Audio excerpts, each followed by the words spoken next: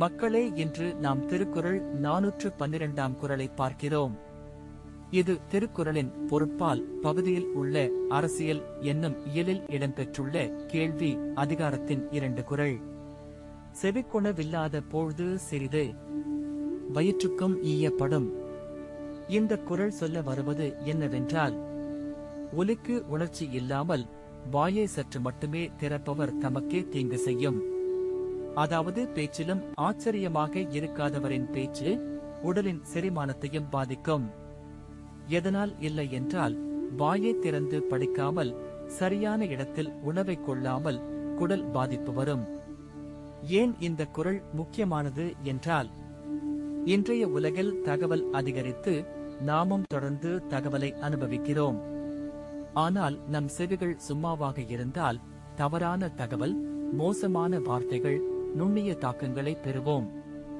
இதனால் மன அழுத்தம், குடல் சுவாசம் போன்ற உடல் பிரச்சனைகள் உருவாகும்.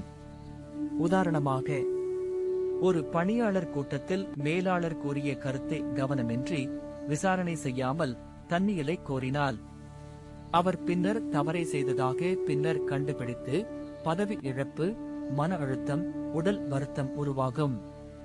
மற்றொரு உதாரணம், ஒரு பெண் குழந்தை உணவை சிறிது மகசூலை வைத்துக்கொண்டு உணவை சரியாக பறிக்காமல் உடலின் செரிமானம் கூட பாதிக்கப்பட்டு வயிற்று வலி, நீரிழிவு போன்ற பிரச்சனைகள் ஏற்படும். இன்றைய வாழ்க்கையில் இந்த குறளை நாம் பின்பற்றினால், நம் உரையாடல்களில் கவனம் செலுத்தி பிறர் சொல்வதை கேட்டு பின்னர் சிந்தித்து பதில் சொல்ல வேண்டும். முடியுமானால் உணவுக்கு முன் நிம்மதியுடன் அமர்ந்து முழுமையாக சாப்பிட வேண்டும். இதனால் உடலின் செரிமானம் நன்றாக இருக்கும், மனநிலை அமைதியாக இருக்கும், வேலை மற்றும் குடும்பத்திலான உறவுகள் வலுவாக இருக்கும். அதனால் செவிக்குணம் இல்லாதவர் தன்னும் சுற்றியவர்களும் கஷ்டப்படுவார். கேளும் திறனை வளர்த்தால் வாழ்க்கை வளமாகும், தன்னம்பிக்கை அதிகரிக்கும். இதுதான் இந்த குறள் மிக அழகாக எடுத்துக் கூறுகிறது. செவிக்குணவில்லாத பொழுது சிறிது, வயிற்றுக்கும் ஈயப்படும்.